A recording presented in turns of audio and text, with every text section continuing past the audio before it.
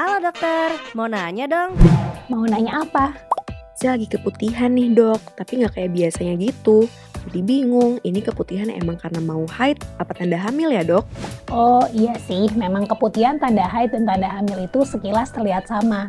Pertama, kita coba bandingkan dari jumlahnya ya. Keputihan tanda hamil umumnya berjumlah lebih banyak daripada keputihan menjelang haid.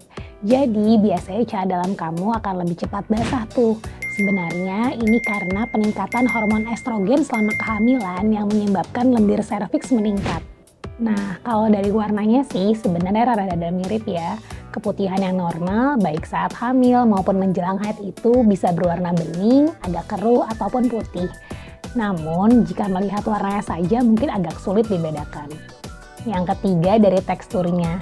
Ini juga cenderung sulit dibedakan sih, tapi biasanya tekstur keputihan tanda hamil lebih cair dan lengket. Sementara keputihan menjelang haid itu biasanya bertekstur sedikit kental.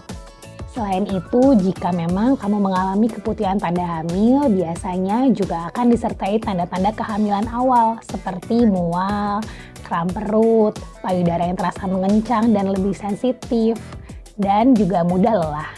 Lalu tentu saja kalau keputihan menjelang haid akan segera diikuti dengan keluarnya darah menstruasi, tapi jika keputihan saat hamil tidak. Walaupun kadang di awal kehamilan dapat memiliki bercak implantasi atau tanda melekatnya sel telur yang telah dibuahi pada dinding rahim. Kapan keputihan tanda hamil ataupun menjelang haid bisa dibilang nggak normal dok? Keputihan yang tidak normal bisa disebabkan oleh 3 hal, seperti infeksi, baik infeksi jamur, bakteri maupun parasit, adanya benda asing di vagina, ataupun lesi maupun luka pre-keganasan maupun keganasan. Infeksi sendiri ada yang termasuk infeksi menular dan tidak menular.